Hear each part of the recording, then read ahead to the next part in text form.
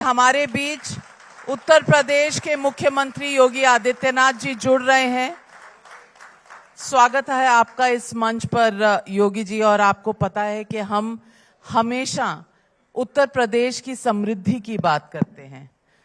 मैं आपसे पूछूंगी कि जब आपने मुख्यमंत्री का कार्यभार संभाला था, 3-3.5 लाख की ये पूरी बजट की आउटले हुआ करती थी, अब ये 9 लाख करोड़ से ऊपर हो गई है।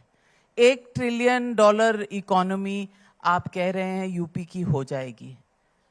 ये इतने इकोनॉमिक डेवलपमेंट, इसका आधार क्या है और ये आपने पिछले 10 सालों में कैसे किया? मैं सबसे पहले तो टाइम्स नौ को इस कॉन्क्लेव के लिए हृदय से धन्यवाद देता हूं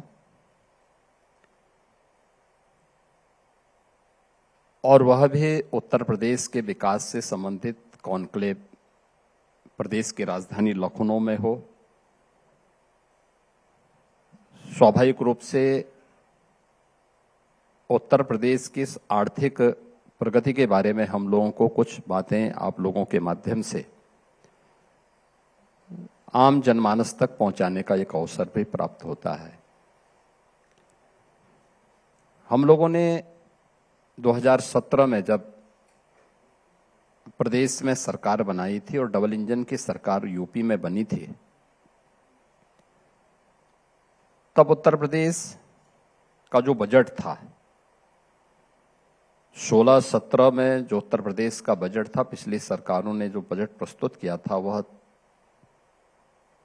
3 लाख करोड़ के आसपास का था। और इस बार हम लोगों ने जो बजट प्रस्तुत किया है सदन में, यह 9,12,600 करोड़ रुपए से ऊपर का है। ये केवल एक बजट नहीं है, बल्कि उत्तर प्रदेश जैसे राज्य के लिए, जिसके बारे में हम लोग बार बार कहते हैं कि उत्तर प्रदेश केवल उत्तर प्रदेश नहीं है, अब देश का बीमारू राज्य नहीं है। यह उत्तर प्रदेश अनलिमिटेड पोटेंशियल का राज्य था और आज भी वह संभावनाएं यूपी के अंदर हैं। हां, पात्र लोगों के हाथों में सत्ता आई, उन्होंने उसके पोटेंशियल को जमीनी धरातल पर उतार करके प्रत्येक नागरिक के जीवन में परिवर्तन करके दिखाया। लेकिन जब कुपात्रों के हाथों में सत्ता थी तो वे इसी अनलिमिटेड पोटेंशियल के राज्य को रसातल की तरफ ले जा रहे थे। और यह उत्तर प्रदेश ने भी, देश ने भी और दुनिया ने भी यूपी के बारे में देखा है। यूपी के बदले हुए परसेप्शन के बारे में देश ने भी देखा है, दुनिया ने भी देखा है। और आज के उत्तर प्रदेश पर केवल उत्तर प्रदेश वासी ही नहीं, बल्कि हर भारतवासी और पूरी दुनिया के अंदर जहां कहीं भी भारतवासी निवास करता है, वह गौरव की अनुभूति करता है।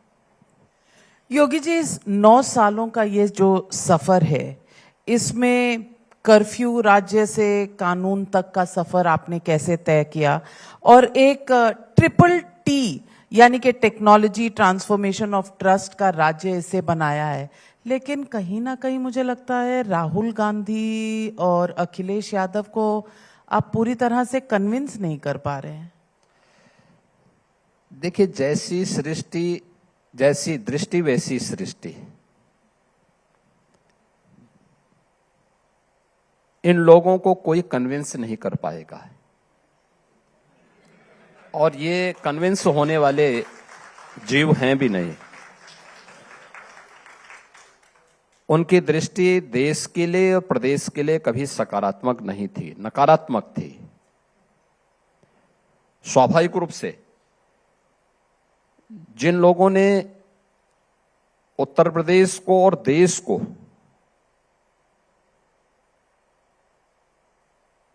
एक बहुत खराब स्थिति में पहुंचा दिया था, और मैं खास तौर पर उत्तर प्रदेश की ही बात करता हूं, यह देश जब आजाद हुआ था,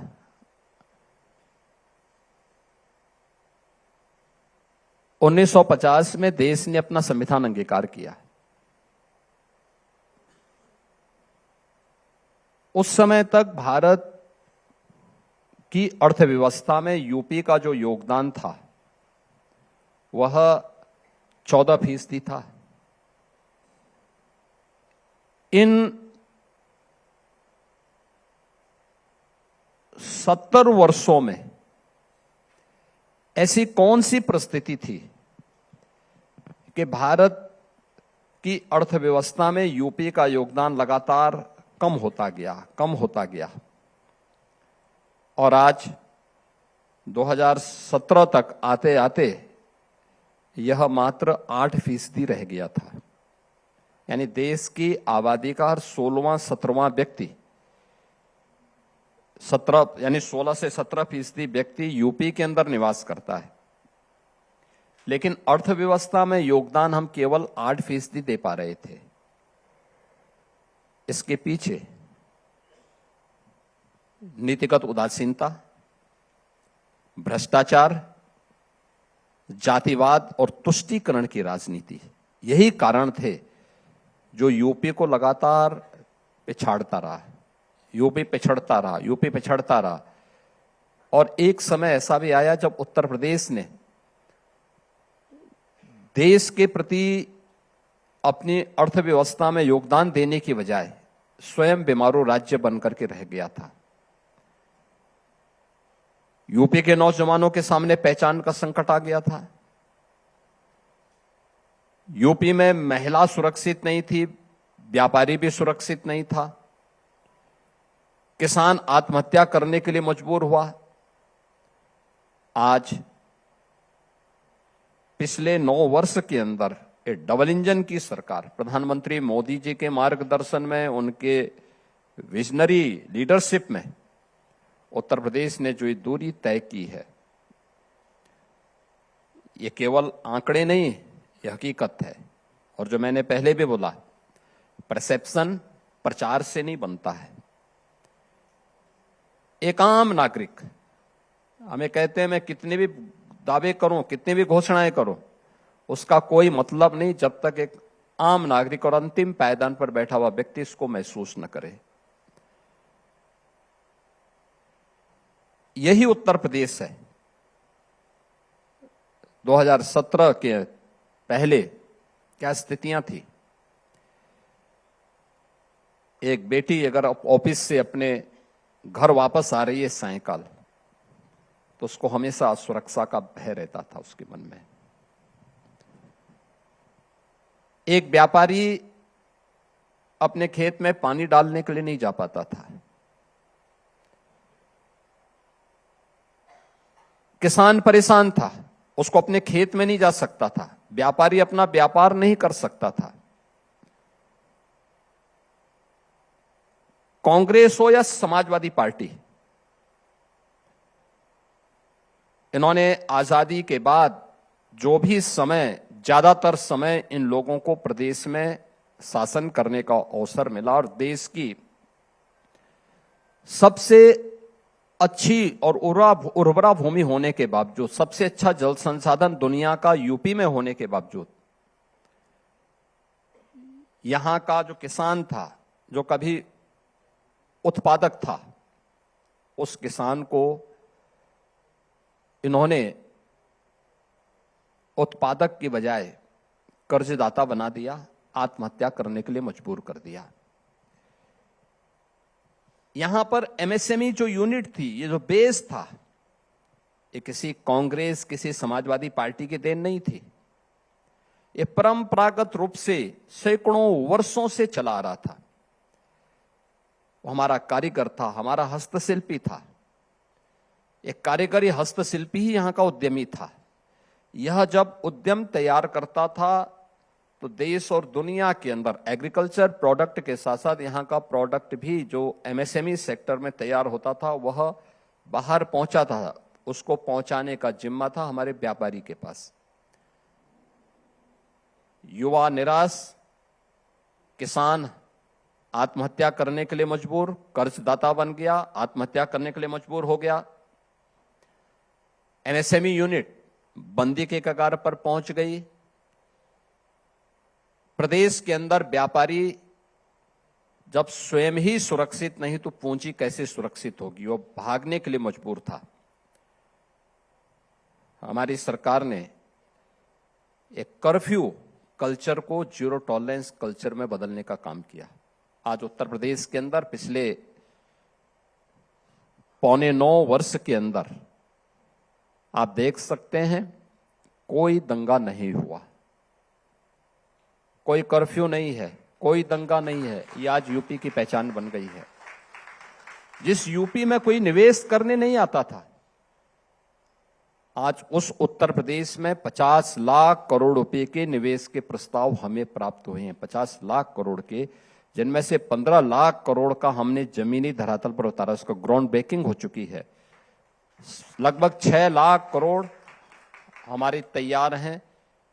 बहुत शीघ्र हम उसको ग्राउंड ब्रेकिंग करने जा रहे हैं। अन्य 5 लाख पाइपलाइन में हैं, जिन पे हम काम करेंगे, जिनको हम ग्राउंड ब्रेकिंग उतारने की तैयारी कर रहे हैं।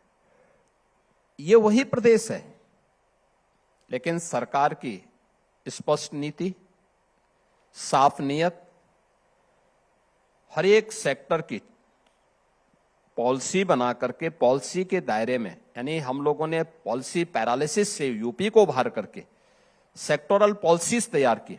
34 सेक्टर की हमारे पास पॉलिसीज आज के दिन पे हैं, और जिसके माध्यम से देश का, दुनिया का कोई भी निवेशक आकर के अपना निवेश कर सकता है। अब फाइल कल्चर बंद हो गई, फील्ड कल्चर यूपी के अंदर हावी है, और सब कुछ यूपी के अंदर दिखाई देगा। और उसी का परिणाम है कि आज यूपी का युवा पहचान के लिए मोहताज नहीं है।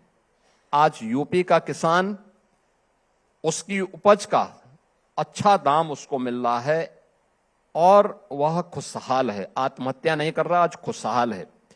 यूपी का श्रमिक आज अपने ही गांव में, अपने ही शहर में, अपने ही प्रदेश में रोजगार प्राप्त कर रहा है। यूपी की महिलाएं, जो पहले यूपी के अंदर 2017 के पहले विमेन वर्कफोर्स मात्र 13% था, इन 9 वर्षों में बढ़कर के 36% हुआ है।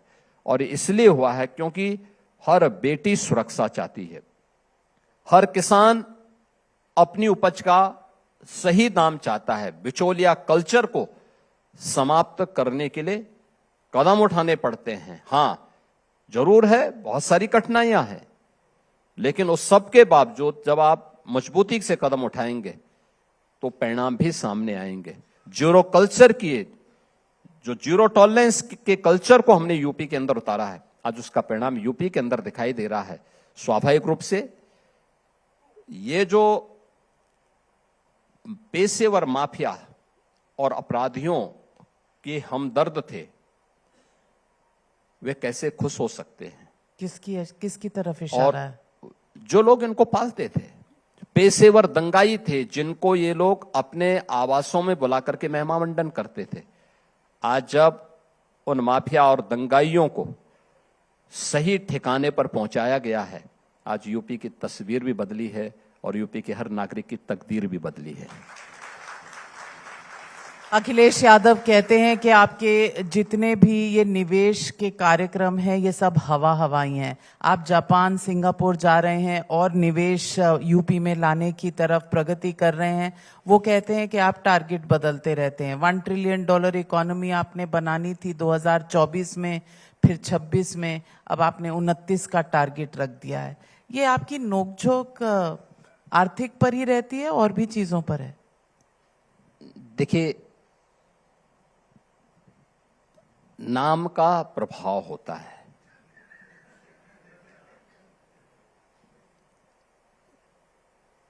टीपो को हम किस नाम से मानते हैं देश के अंदर, जिसने भारत और भारतीयता को रौंदने का काम किया था। कुछ लोग आज भी उसी मानसिकता के साथ काम करना चाहते हैं। ये विजनलेस है, इनमें विकास और अर्थव्यवस्था की कोई सोच नहीं है। न किया है न करने देंगे, ये संकल्प लेकर के, क्योंकि इनके लिए अपना परिवार ही सब कुछ है। उन्होंने अपने परिवार को ही प्रदेश मान लिया है और ये मानते हैं कि जो कुछ मेरे परिवार पर फिट बैठेगा वही प्रदेश के लिए ठीक हो जाएगा। इसलिए परिवार से बाहर सोच ही नहीं सकते। इसलिए उन्होंने अपने समय में सुरक्षा का वातावरण नहीं दे पाए। उस समय प्रदेश के अंदर कर्फ्यू कल्चर ने किस तरीके से प्रदेश के अंदर, यानी 5 वर्ष में 900 से अधिक दंगे ये यूपी के अंदर उस दौरान हुए थे। 5 वर्ष के अंदर यूपी के अंदर किस तरीके से अराजकता का माहौल पैदा हुआ था, भ्रष्टाचार से लेकर के नीतिगत उदासीनता से लेकर के हर एक स्तर पर जिस प्रकार की शिथिलता थी, भाई भतीजावाद था, अराजकता थी, गुंडागिर्दी थी, वह किसी से छुपा हुआ नहीं है। और ये लोग एक बार नहीं, समाजवादी पार्टी को प्रदेश में 4-4 बार शासन सत्ता में रहने का अवसर प्राप्त हुआ। ये चाहते यूपी को परिवर्तन करके रख सकते थे, लेकिन उन्हें भाई भतीजेवाद और जातिवाद की राजनीति से जब फुर्सत हो, तुष्टीकरण की नीति पर चल करके भारत की आस्था पर प्रहार करना और उसके माध्यम से अर्थव्यवस्था को कुंठित करना, उसको रोकना, उसकी रफ्तार को, उसकी स्पीड को कम करना, ये इनकी प्रवृत्ति बन चुकी थी। इसलिए ये लोग अपने समय में तो कुछ किए नहीं, लेकिन अगर कोई करना चाहता है तो उसको भी न करने के लिए दुष्प्रचार का एक माध्यम अपनाते हैं। और लगातार इनके स्तर पर इस प्रकार का दुष्प्रचार चलता है। लेकिन यूपी की हकीकत, यूपी के परसेप्शन से, यूपी के निवेश से और यूपी के अंदर हर एक स्तर पर जो परिवर्तन आज देखने को मिला है, हर एक सेक्टर में, हर एक क्षेत्र में जो परिवर्तन देखने को मिला है, आज ये यूपी के इस नए भारत के नए यूपी की कहानी है, जो न केवल परंपरागत उद्यम को पुनर्जीवित करके करोड़ों नौजवानों के लिए रोजगार और स्वरोजगार के अवसर उपलब्ध कराता है, आत्मनिर्भर भारत की आधारशिला तैयार कर लेता है, बल्कि ये उस यूपी की भी कहानी है जो इमर्जिंग टेक्नोलॉजी में भी आज देश के अंदर अग्रणी राज्यों में अपने आप को स्थापित करने में सफल है। और मुझे लगता है कि ये वही लोग हैं जो दावे तो बड़े बड़े करते हैं, लेकिन इनकी सोच पर और इनके आर्थिक ज्ञान पर हम लोगों को स्वयं हंसी आती है। योगी जी, आपने टीपू की बात छेड़ी, तो कुछ लोग इस देश में ऐसे हैं जो अब अपने ऑफिसेज में, मेयर के ऑफिस में टीपू की फोटो लगाना चाहते हैं। कहते हैं शिवाजी महाराज जैसे लड़े थे वैसे ही टीपू लड़ा था इस देश के लिए। क्या कहेंगे उन्हें? देखिए, छत्रपति शिवाजी महाराज ये राष्ट्र नायक हैं। छत्रपति शिवाजी महाराज से किसी ऐसे आक्रांता की तुलना नहीं की जा सकती है जिसने भारत की आत्मा पर और भारत की आस्था पर चोट किया हो। टीपू सुल्तान किसी भी स्थिति में भारतीय समाज स्वीकार नहीं कर सकता इसे। छत्रपति शिवाजी महाराज पर हर भारतवासी को गौरव की अनुभूति होती है और इसीलिए हम लोगों ने आगरा के मुगल म्यूजियम का नाम बदल करके छत्रपति शिवाजी महाराज के नाम पर उसको किया है। अभी 19 फरवरी को छत्रपति शिवाजी महाराज का जन्मोत्सव का कार्यक्रम आगरा में पूरी भव्यता के साथ आयोजित होने जा रहा है। जिसमें राज्य सरकार भी पूरी भागीदारी के साथ उस कार्यक्रम में भागीदार बनेगी। योगी जी, बात चली तो वंदे मातरम पर भी आजकल डिबेट है। 150 साल वंदे मातरम के हो गए, लेकिन डिबेट है कि खत्म होने का नाम नहीं ले रही। आपने कहा कि वंदे मातरम इस देश की बिल्कुल संस्कृति भी है और इस देश की आत्मा भी है, लेकिन अखिलेश यादव जी कहते हैं कि आपके अनरजिस्टर्ड संघी साथी, ना उन्होंने आजादी से पहले कभी वंदे मातरम गाया, ना आज वंदे मातरम गाते हैं। तो इशारा क्या कर रहे हैं, आप उन्हें क्या कहेंगे? अखिलेश यादव को संघ की शाखाओं में जाकर के सामान्य आचार और नियमों की जानकारी लेनी चाहिए। मैं उनको सुझाव दूंगा, अगर वह संघ की शाखाओं में जाने लग जाएंगे ना, तो अखिलेश यादव जल्दी जगने की आदत हो जाएगी। जो 12 बजे सो के उठते हैं, 2 बजे तक जग के सो के उठते हैं, तो समय पे जगेंगे तो उनके भी हित में होगा, और जिस पारिवारिक पार्टी को लेकर के वे चल रहे हैं, उस पारिवारिक पार्टी का नाम कम से कम बना रहेगा। उन्हें मालूम होना चाहिए कि वंदे मातरम ये राष्ट्रगीत है, भारत की आजादी का यह गीत मंत्र रहा है, जिस गीत को गाते गाते भारत का क्रांतिकारी फांसी के फंदे पर चूमने में कोई संकोच नहीं करता था, जिस गीत ने भारत को स्वाधीन कराने में अपना योगदान दिया था, जो गीत समग्र भारत को जोड़ने का गीत है, और जिस गीत को 24 जनवरी 1950 को भारत की संविधान सभा ने राष्ट्रगीत के रूप में मान्यता दी।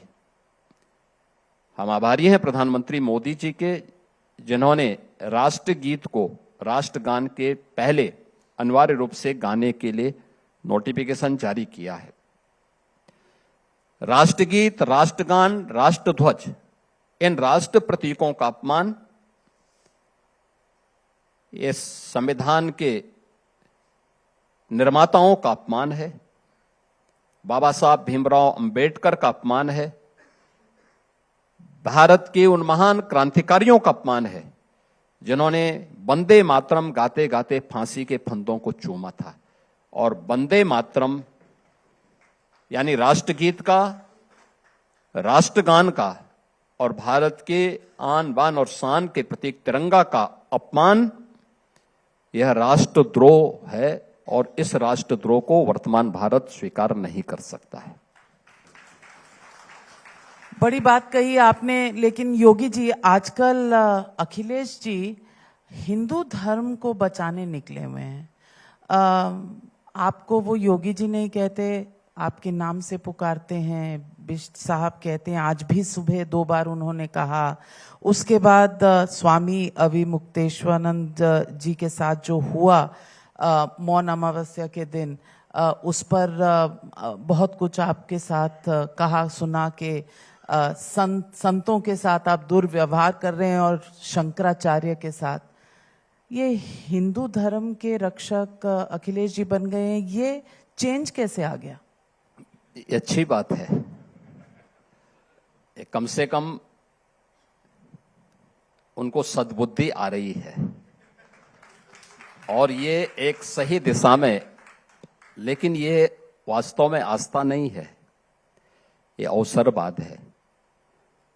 अभी मुक्तेश्वरानंद का नाम जपते जपते वह कल गाजी की वकालत करने लग जाएगा, आप देखना। क्योंकि ये लोग अवसरवादी हैं। याद करिए ना, जब हम लोगों ने 2017 में बात कही थी कि हम लोग अयोध्या में दीपोत्सव के कार्यक्रम के साथ ही मथुरा, वृंदावन और ब्रज क्षेत्र के विकास की एक कार्य योजना को लेकर के हम आगे बढ़े थे।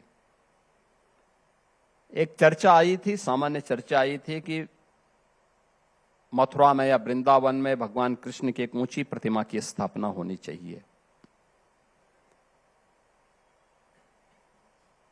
तो इन्होंने घोषणा की थी कि वह सैफई में दुर्योधन की प्रतिमा स्थापित करेंगे। अब आप सोचो उनकी सोच को। हम कृष्ण की बात कर रहे हैं, वे दुर्योधन की बात कर रहे हैं। हम राम की बात करते हैं, वे बाबर की बात करते हैं। हम लोह पुरुष सरदार वल्लभ भाई पटेल की बात करते हैं तो वो जिन्ना की वकालत करते हैं। तो मैं यही कह रहा हूं, ये लोग कर भी रहे हैं, ऐसा नहीं। एक गाजी जो था, सालार मसूद गाजी, ये मोहम्मद गजनवी का भांजा था। सोमनाथ के मंदिर को अपवित्र करने का पाप इसी ने किया था। अयोध्या में राम जन्मभूमि पर पहला आतंकी हमला इसी ने किया था और महाराज सोहेल देव ने इस पापी को इसकी सजा दी थी। जिस गाजी को उसके पाप की सजा महाराज सोहेल देव ने दिया, उस महाराज सोहेल देव का अखिलेश यादव विरोध करते हैं और गाजी को महिमा मंडन करते हैं। यह हमारी सरकार को इस बात का गौरव है कि महाराज सोहेल देव का भव्य स्मारक बहराइच में हमारी सरकार ने बनाया है। महाराज सोहेल देव के नाम पर पहला विश्वविद्यालय आजमगढ़ में हमारी सरकार ने बनाया। उस आजमगढ़ से अखिलेश यादव कई बार सांसद रहे हैं, लेकिन एक भी बार इन्होंने वहां पर इस दिशा में सोचा नहीं है। नहीं, क्योंकि शिक्षा से, स्वास्थ्य से, निवेश से तो इनका दूर दूर तक कोई रिश्ता ही नहीं है। इनका रिश्ता भ्रष्टाचार से जुड़ी हुई किसी योजना पर होता है। इनका रिश्ता प्रदेश में व्यवस्था, अराजकता और कर्फ्यू से होता है। इसलिए इनके मुंह से इस प्रकार के शब्द निकलना, आस्था से जुड़े हुए मुद्दों पर ये बात करें, तो ये आस्था नहीं है, ये अवसरवाद है। और इस अवसरवाद से प्रदेश का हर व्यक्ति जानकारी रखता है। राम भक्तों पर आखिर गोली किसने चलाई थी? इन्हीं लोगों ने तो चलाई थी राम भक्तों पर गोलियां। हर एक स्तर पर 84 कोस की परिक्रमा को इन्होंने रोका था। अयोध्या में 84 कोसी की परिक्रमा जो होती है, उसको भी अवरोध इन्होंने पैदा किया था। जन्माष्टमी के अवसर पर एक पर्व ऐसा होता है जो जेल में और थानों में आयोजित होता है, जन्माष्टमी। अखिलेश यादव ने मुख्यमंत्री कालखंड के दौरान जन्माष्टमी को रोक लगा दी थी। कावड़ यात्रा एक ऐसी यात्रा है जिसमें समाज का अंतिम पायदान का व्यक्ति भी हर हर बम बम बोल करके यात्रा में निकलता है, पैदल चलता है, कोई अपेक्षा नहीं होती। इन लोगों ने उस पर भी रोक लगाई। कहा साहब ये बम बम क्यों बोल रहे हैं? अब ये तो उनकी सोच है। हमारी सरकार आई, आज आप देखते होंगे गाजियाबाद से लेकर के हरिद्वार के बीच 4 करोड़ कावड़ यात्री जाते हैं, जिसमें उत्तर प्रदेश, दिल्ली, हरियाणा, पंजाब, हिमाचल, राजस्थान, इन सभी राज्यों से लोग आते हैं और गंगा जी से जल लेके, हरिद्वार के हरजी की पेड़ी से जल लेकर के फिर वापस अपने गांवों की तरफ वापस जाते हैं, अपने प्रदेश में, अपने जनपद में जाते हैं। 17 में मैं आया था, जुलाई में, सावन का माह था, कावड़ यात्रा प्रारंभ होनी थी। पता लगा साहब कावड़ यात्रा रोकी जा रही है। मैंने कहा भी क्यों? तो बताया गया कि साहब पिछली सरकारों के नोटिफिकेशन है, उनके शासनादेश हैं कि साहब ये सब कावड़ यात्रा से हिंसा फैल सकती है, अव्यवस्था फैल सकती है। हमने कहा भी किसी हिंदू पर्व और त्योहार से हिंसा तो नहीं फैलती है, और ये किसने बोल दिया कि हिंसा फैलती है? आप एक गाइडलाइन तय करिए, ये रोक कैसे लगा देंगे? ये परंपरागत रूप से चला आ रहा है। उन्होंने कहा नहीं साहब पिछली सरकारों ने रोका था, इसके लिए धरना प्रदर्शन लोग स्थानीय स्तर पर करते हैं, फिर माघ इस मेले के बाद, सावन के मेले के बाद ये सब समाप्त हो जाता है। हमने कहा भी ऐसा नहीं होगा, आप कावड़ यात्रा निकालने की तैयारी करिए, उन्होंने कहा, हमने कहा इसके लिए सीसीटीवी कैमरा लगाइए, ड्रोन का उपयोग करिए, कौन उपद्रव कर रहा है इसको चिन्हित करिए और निगरानी करने के लिए राज्य का हेलीकॉप्टर लेकर के जाइए। हम इसकी छूट दे रहे हैं, आप निगरानी करिए। आप आश्चर्य करेंगे, इन्होंने घंटा, घड़ियाल, शंख बजाने में भी रोक लगा दी थी। हमने कहा, भाई एक कावड़ यात्रा है, भगवान शिव की यात्रा है, कोई 100 की यात्रा नहीं है, और शिव की यात्रा धूम धड़ाके के साथ निकलनी चाहिए और राज्य के हेलीकॉप्टर से उन पर पुष्प वर्षा भी करिए। और 4.5 करोड़ की संख्या में कावड़ यात्री निकलते हैं, कोई दंगा नहीं, कोई अराजकता नहीं, कोई अव्यवस्था नहीं, तो कावड़ यात्रा को भी इन्होंने रोका था। ये आस्था की बात करेंगे। पर बड़ी शान से ये कहते हैं कि फैजाबाद अयोध्या में तो समाजवादी पार्टी जीत गई, बीजेपी हार गई। विधानसभा में फिर हमने उनका जमानत जब्त भी करवाई है। देखिए, गुमराह करके एक बार ये लोग गुमराह भले ही कर सकते हैं। मुझे आश्चर्य हो रहा था, संविधान की दुहाई वह समाजवादी पार्टी करती है जो हल्ला बोल का नारा देती है। आखिर यही तो है समाजवादी पार्टी, जिसने हल्ला बोल का नारा दिया था। बाबा साहब अंबेडकर की बात वह समाजवादी पार्टी करती है जिसने उनके नाम पर बने हुए सामाजिक न्याय के स्मारकों को नष्ट करने का काम किया था, उनके नाम को हटाने का काम किया था। कन्नौज के medical college, government medical college का नाम बाबा साहब भीमराव अंबेडकर के नाम पे था। अखिलेश जी की सरकार ने उस नाम को हटा दिया। तो उससे पहले कि वह किसी और के नाम पे हो, जनता ने इनको बाहर का रास्ता दिखा दिया। हमारी सरकार आई, हमने फिर से बाबा साहब भीमराव अंबेडकर के नाम से उस मेडिकल कॉलेज का नामकरण किया है। ऐसे सहारनपुर मेडिकल कॉलेज का नाम कांसीराम जी के नाम पे। अरे आपकी बस बहुजन समाज पार्टी से आपकी दुश्मनी रही होगी, लेकिन सामाजिक न्याय के लिए काम करने वाले उन लोगों के प्रति इस प्रकार की नफरत क्यों? गठबंधन भी था, जो भी रहा हो, लेकिन उस सबके बावजूद गठबंधन, उसके बाद मैंने कहा ना, इनके गठबंधन ये अवसरवादी हैं। ये अवसरवाद गठबंधन में ही नहीं दिखता है, ये इनके अंतःकरण में भी दिखता है। और ये अंतःकरण वही है जो ये आज बोल रहे हैं। इसलिए हर व्यक्ति, यूपी का हर व्यक्ति तो जानता है इनके बारे में, और इसलिए उनको वो कुछ भी बोलते हैं अब उनको लोग गंभीरता से लेना भी बंद कर दिए हैं। जैसे राहुल गांधी को पूरे देश के अंदर लोगों ने से गंभीरता से लेना बंद कर दिया है, ऐसे ही अखिलेश यादव यूपी के अंदर अब उसके दूसरे नमूने बन गए हैं कि जिनको लोगों ने गंभीरता से लेना बंद कर दिया है। समाजवादी पार्टी का जो फॉर्मूला था MY फॉर्मूला, वो बदलकर अब PDA हो गया है, और MY का भी कुछ अलग बन गया है। मुस्लिम यादव नहीं है, अब महिला और युवा हो गया है। आपको लगता है 2027 की लड़ाई में ये बदलते फॉर्मूलों से फर्क पड़ेगा? यहां का युवा जरूर पूछेगा, जरूर उनसे पूछेगा जब सरकार थी तब क्या किया था।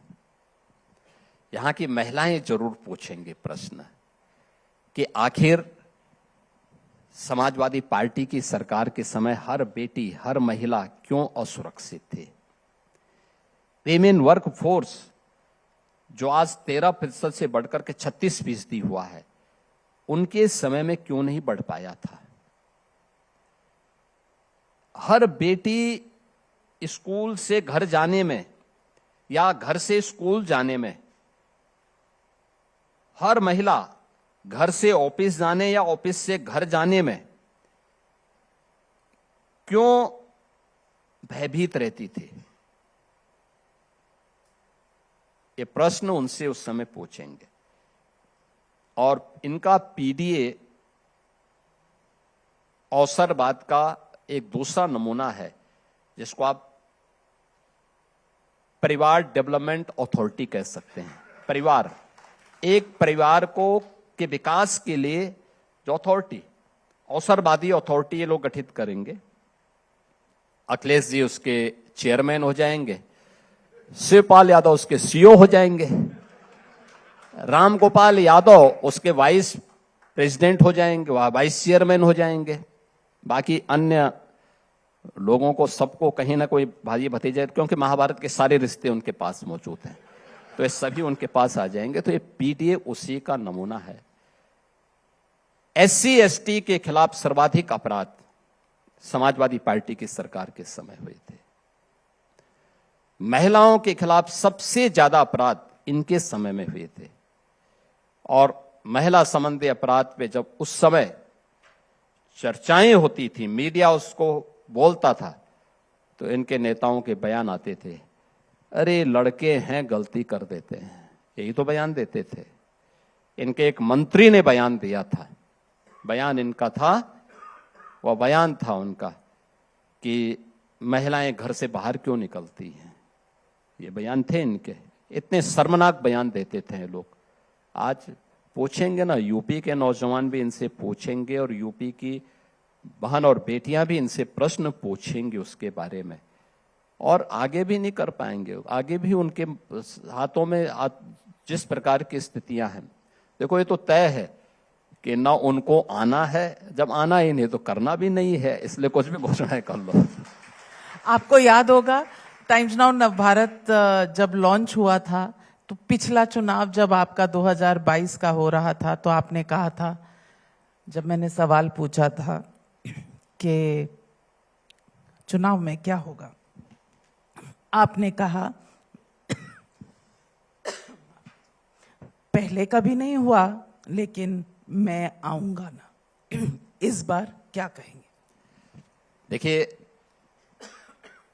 डबल इंजन की सरकार ने प्रदेश को टेक्नोलॉजी, ट्रस्ट एंड ट्रांसफॉर्मेशन के साथ जोड़ा है। ये टेक्नोलॉजी, ट्रस्ट एंड टेक्नोलॉजी केवल वहीं पे नहीं है,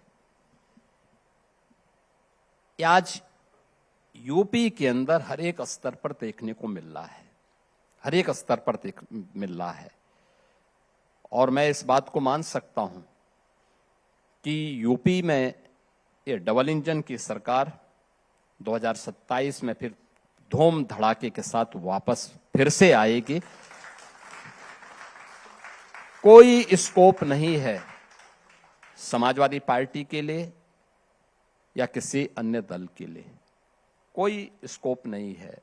हर नौजवान अपना उज्जवल भविष्य चाहता है, हर श्रमिक रोजगार चाहता है, हर अन्नदाता किसान अपनी खुशहाली चाहता है, हर बेटी और हर बहन अपनी सुरक्षा चाहती है, हर व्यापारी एक स्वच्छ और ट्रांसपेरेंट माहौल में अपना व्यापार आगे बढ़ाना चाहता है। और केवल भारतीय जनता पार्टी की डबल इंजन सरकार दे सकती है, अन्य के उससे बाहर है, न उनमें दमखम है और न ही उनकी इच्छा शक्ति है। लेकिन वो कहते हैं कि ये वोट चोरी से होता है। ये जो SIR चल रहा है जिसमें 2,88,00,000 लोगों की नाम कटवा दिए गए हैं, ये इसकी वजह से आप जीतने की कोशिश कर रहे हैं। देखिए, SIR गवर्नमेंट नहीं करा रही है, ये भारत निर्वाचन आयोग की एक व्यवस्था है। ये पहली बार भी नहीं हो रहा है, ये 2004 में भी हुआ था, यानी लगभग 22 वर्ष के बाद ये SIR की कार्रवाई हो रही है। इसमें यूपी के अंदर जो 15,55,00,000 वोटर थे, उनमें से 2,88,00,000 ESD की श्रेणी में आए हैं। ESD का मतलब एब्सेंट, डेथ या शिफ्टिंग में। –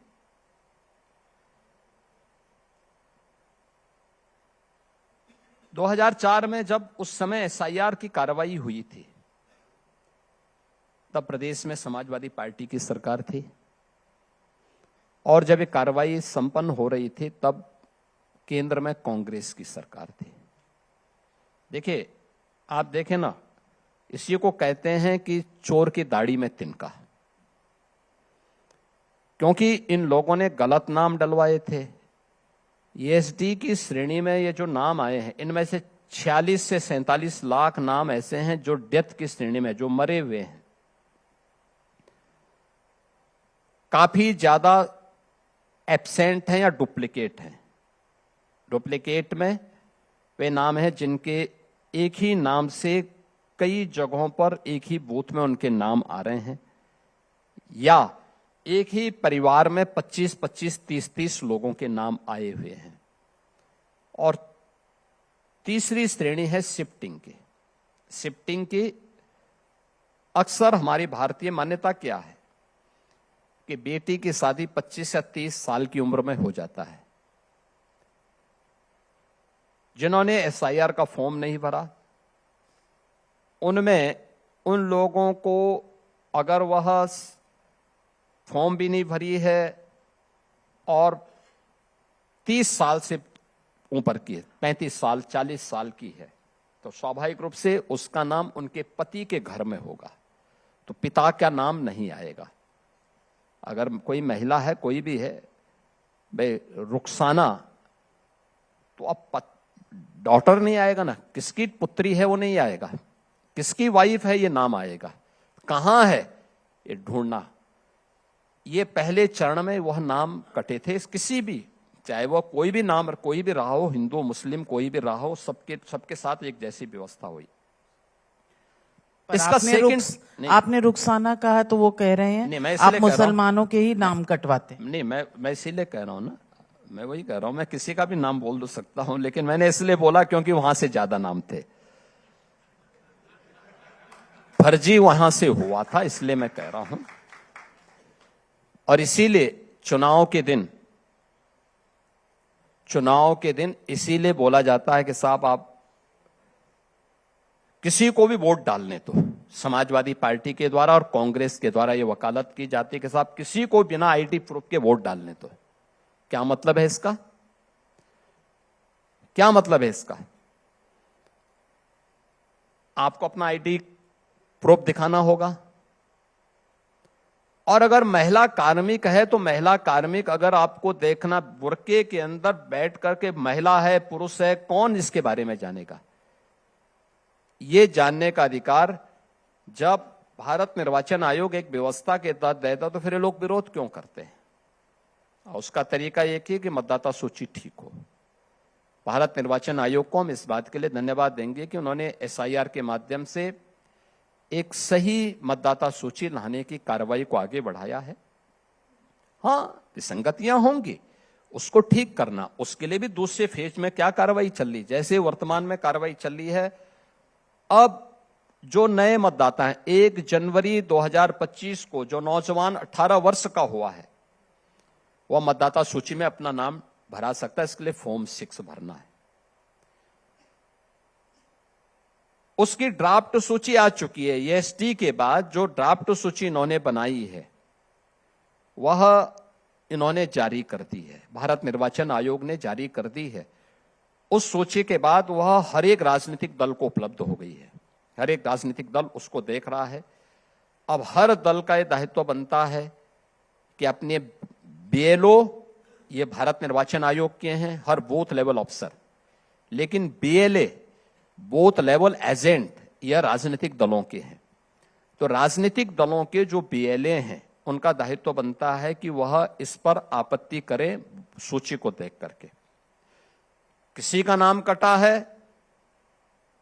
या किसी का नाम जोड़ना है तो जोड़ने के लिए फॉर्म 6, और अगर किसी का नाम कटा है उसके लिए फॉर्म 8 संशोधन प्रस्ताव प्रस्तुत करें कि निसाब वह ईएसटी की श्रेणी में नहीं आता, बल्कि वह व्यक्ति फलानी जगह में रह रहा है, काम कर रहा है, आप उसका नाम डलवाइए, उसका फॉर्म हम दे रहे हैं, उसका आईडी प्रूफ आपको दिखाना पड़ेगा।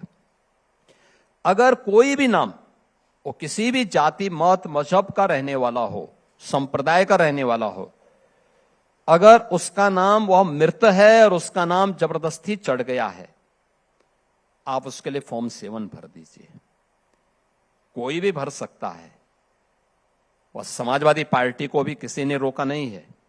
लेकिन समाजवादी पार्टी चूंकि पूरी पार्टी ही एक फर्जी उस पर आधारित है, इसलिए सारा काम फर्जी ही करती है। उनको ये फर्जी काम करने में मजा आता है, और वे चाहते थे, आप याद करिए ना कि जब प्रदेश में समाजवादी पार्टी की सरकार थी तब एसआईआर की कार्रवाई 2004 में हुई थी। मुलायम सिंह जी तब चीफ मिनिस्टर थे।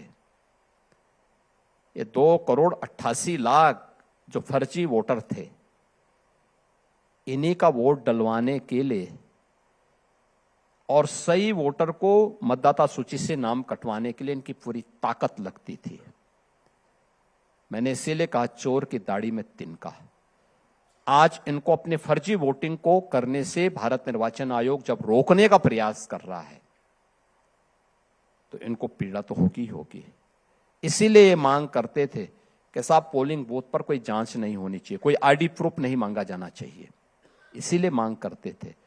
ये चोरी सीधे सीधे डकैती है। ये एक वास्तविक मतदाता के हक पर ये डकैती डालने का काम कांग्रेस और समाजवादी पार्टी करती थी, और उस डकैती को जब भारत निर्वाचन आयोग रोकना चाहता है तो ये लोग इस प्रकार का न्यूसेंस क्रिएट कर रहे हैं। बिहार के अंदर ये लोग देख चुके हैं, कांग्रेस और आरजेडी की जो दुर्गति बिहार के अंदर हुई है, वही दुर्गति कांग्रेस और समाजवादी पार्टी की यूपी के अंदर भी तय है। 2027 में देखना।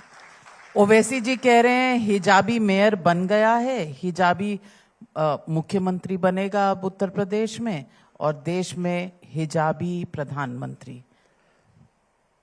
है ना। ओवैसी वैसे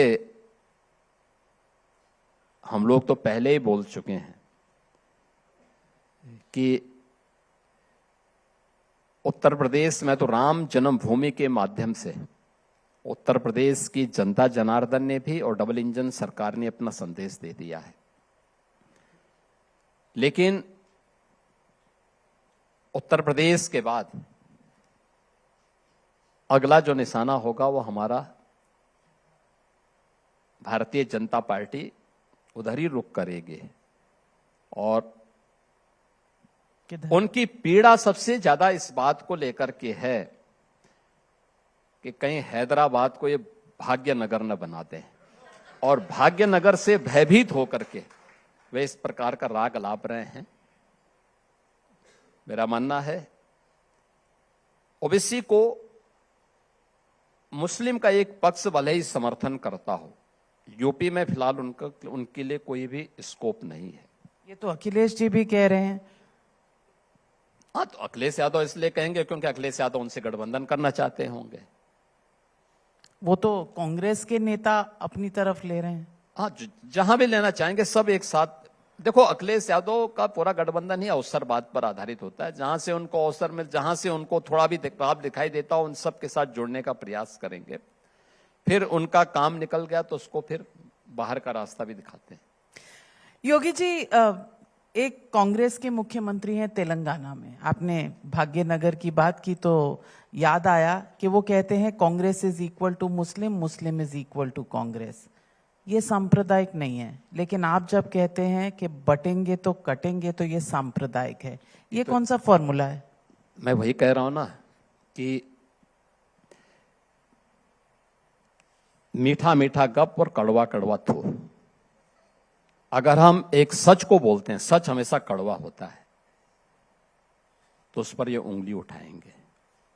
लेकिन अगर ये लोग मीठे के नाम पर जहर घोलने का काम कर रहे हैं तो उसको ये लोग जबरन थोपने का काम करते हैं।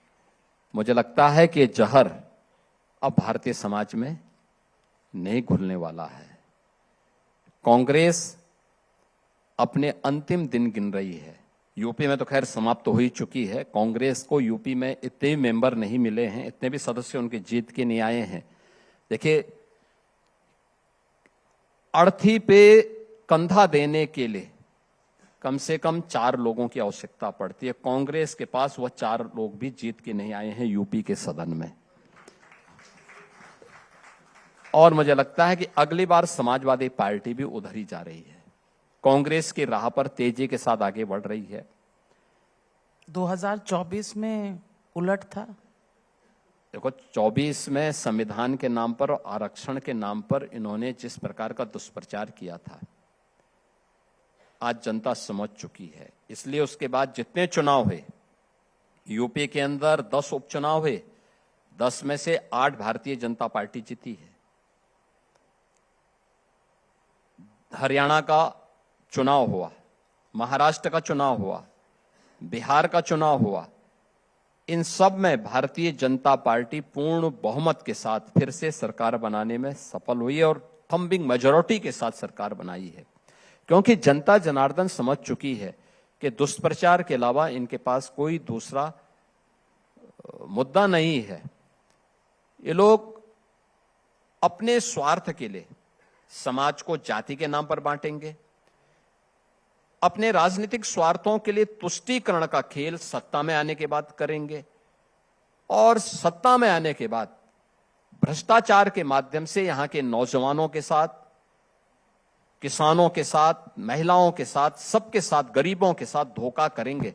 उस धोखे से अब हर व्यक्ति चाहता है कि हर प्रकार से इनको अवसर ही नहीं देना है जिससे इनको धोखा देने का अवसर प्राप्त हो। योगी जी, अंत में एक थोड़ा सा रैपिड फायर करना चाहती हूं आपके साथ। आपके लिए 2027 में सबसे बड़ी हेडलाइन क्या होने वाली है? देखिए, 27 में फिर से डबल इंजन सरकार यूपी के अंदर बनने जा रही है। आप इसको मजबूती से बोलिए, अपने आप ही फिर से आएगी। हमने तब भी कहा था, 21 में भी मैंने कहा था कि हम फिर से आएंगे और यूपी में फिर से डबल इंजन की सरकार बनेगी। ये आपके लिए सबसे महत्वपूर्ण होगा। और अगर आप चाहें तो यूपी के अंदर आपने एक मीडिया ग्रुप होने के नाते आपने अपने सर्वे भी कराए होंगे। आप एक एक जगह जाइए ना, 75 जनपद हैं, 403 विधानसभा क्षेत्र हैं, पब्लिक से जानिए। वे सभी लोग इसके बारे में भी प्रेजेंट गवर्नमेंट की वकालत करते हुए पब्लिक दिखाई देगी। अखिलेश यादव के लिए एक शब्द क्या कहेंगे? देखिए, उनके लिए फिलहाल कोई स्कोप नहीं है और फिलहाल कोई फ्यूचर भी नहीं है। आपके लिए सबसे बड़ा अचीवमेंट क्या है? राम मंदिर, एक्सप्रेसवेज के लॉ एंड ऑर्डर? देखिए, यूपी को उसकी पहचान वापस दिलाना, यूपी को उसकी पहचान का मतलब यहां का नौजवान अब पहचान का मोहताज नहीं। यूपी का किसान आज आत्महत्या नहीं कर रहा है, खुशहाल है। यूपी का श्रमिक स्वावलंबन के साथ रोजगार आज अपने ही जनपद में, अपने क्षेत्र में प्राप्त कर रहा है। यूपी की महिलाएं आज अपने आप को सुरक्षित महसूस कर रही हैं और यूपी आर्थिक उन्नति के नित नए सोपान को प्राप्त कर रहा है। यही राम राज्य है, बिना भेदभाव के हर एक तबके को उसका हक प्राप्त हो रहा है और राम राज्य की अवधारणा पर ही आधारित है श्री राम जन्मभूमि पर भगवान राम का भव्य मंदिर का निर्माण। हम केवल मंदिर बना देते, ये चेंज करके नहीं दिखाते, तो ये भगवान राम की अवज्ञा होती है। आज हमें इस बात पर गौरव की अनुभूति है कि राम राज्य की उस वास्तविक अवधारणा को हम लोगों ने जमीनी धरातल पर उतारने का काम किया है और ये डबल इंजन सरकार की ताकत है, जिसने जो कहा वह करके दिखाया है। आगे भी जो कहेंगे वो करके दिखाएंगे। राम मंदिर से राम राज्य तक का आपने सफर बता दिया। ये आजकल बुलडोजर से ब्रह्मोस की भी बहुत चर्चा है, ये कौन सा रिश्ता है? देखिए, ये दोनों एक दूसरे के विरोधी नहीं है, ये दोनों एक दूसरे के पूरक हैं। बुलडोजर यूपी की स्ट्रेंथ का प्रतीक है, इंफ्रास्ट्रक्चर के साथ साथ अगर हम देश के सबसे बड़े और सबसे ज्यादा एक्सप्रेस वे के नेटवर्क को यूपी के अंदर स्थापित कर सकते हैं, तो वह बुलडोजर एक माफिया प्रवृत्ति को भी उसी प्रकार से कुचल सकती है जिसकी अपेक्षा उत्तर प्रदेश की जनता कर रही थी, और यूपी ने वह करके दिखाया है। तो वह यूपी की स्ट्रेंथ का प्रतीक है। तो ब्रह्मोस जैसे सेक्टर में भी आज बड़े निवेश यूपी के अंदर स्थापित हो रहे हैं। यह भारत की सामरिक शक्ति का प्रतीक है। यह भारत की सामरिक शक्ति कि अगर किसी ने भारत को आंख दिखाया, भारत की आन बान और शान पर गुस्ताखी करने का प्रयास किया, तो दुश्मन को उसी के ठिकाने पर जाकर के मारेंगे, और ऐसी मार मारेंगे कि वह चिल्लाता हुआ दिखाई देगा। ये बुलडोजर से ब्रह्मोस की यात्रा उसी का प्रतीक है। फिलहाल तो बुलडोजर और ब्रह्मोस दोनों इंडियन क्रिकेट टीम ने पाकिस्तान की क्रिकेट टीम पर भी, हाँ, हर एक सेक्टर में हर एक सेक्टर में देखने को मिला। ऑपरेशन सिंदूर में पाकिस्तान जब मुकाबला नहीं कर पाया तो उसको दुनिया के सामने चिल्लाना पड़ा था, और आज भी जब भारत कोई बड़ा कार्य करता है तो वह दुनिया के मंच पर चिल्लाता है कि साहब मेरी सुरक्षा को खतरा है। और आपको देखना होगा ना कि भारत देश बहुत बड़ा है, दुनिया की सबसे तेज गति से उभरने वाली अर्थव्यवस्था है। एक नया भारत प्रधानमंत्री मोदी जी के नेतृत्व में हम सब देख रहे हैं। तीसरी बड़ी अर्थव्यवस्था के रूप में जहां भारत स्थापित हो रहा है, वहीं पाकिस्तान कहां है? यानी पाकिस्तान भारत का मुकाबला क्या करेगा? उसकी इकोनॉमी यूपी का भी मुकाबला नहीं कर सकती है। तो भारत तो बहुत दूर की बात है। बड़ी बात कही। एक शब्द राहुल गांधी के लिए क्या कहेंगे? देखिए, ये तो हर पूरा देशवासी जानता है। मैंने पहले ही कह दिया था ना कि राहुल गांधी को देश गंभीरता से नहीं लेता है। जैसे अखिलेश को उत्तर प्रदेश वासी गंभीरता से नहीं लेते, वैसे राहुल गांधी को देश गंभीरता से नहीं लेता है।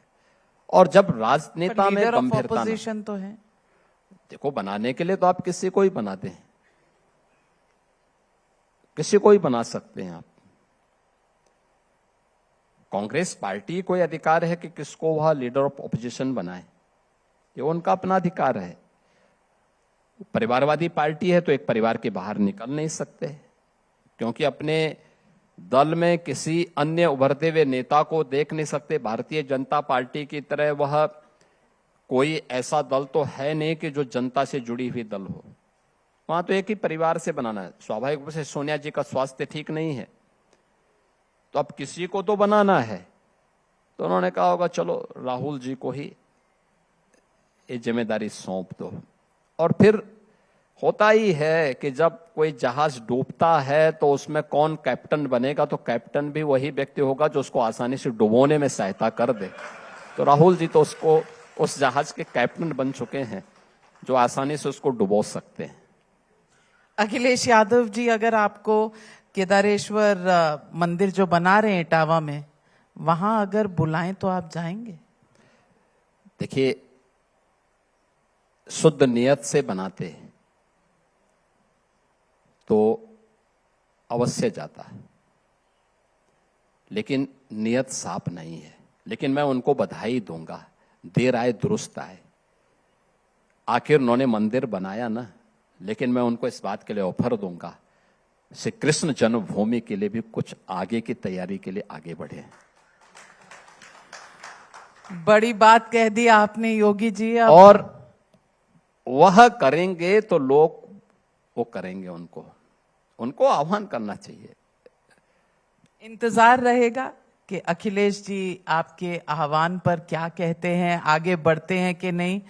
लेकिन आपने तो बिगुल बजा दिया 2027 में कोई शक, कोई शुभा नहीं योगी जी? कोई स्वभाव नहीं, किसी इस प्रकार का शक नहीं, कोई संदेह नहीं, और हम संदेह पालते भी नहीं है, शक पालते भी नहीं है। सीटें भी बता दीजिए फिर। नहीं, मैंने कहा ना कि हम लोग 2022 से भी ज्यादा सीट्स पा करके फिर से यहां पर सत्ता में आएंगे। भारतीय जनता पार्टी के नेतृत्व की सरकार फिर से यूपी के अंदर बनेगी। योगी जी, हर सवाल का बेबाकी से जवाब देने के लिए और हमारे साथ समय बिताने के लिए, यूपी का मार्गदर्शन आपके मन में क्या है वो हमारे दर्शकों के साथ साझा करने के लिए आपका बहुत बहुत धन्यवाद।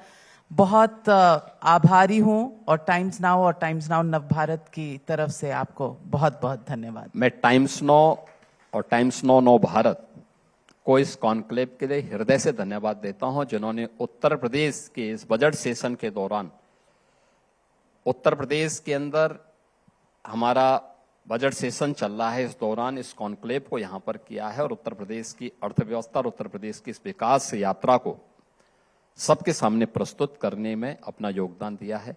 नाविका जी, आपको और आपकी पूरी टीम को बहुत बहुत धन्यवाद। बहुत धन्यवाद।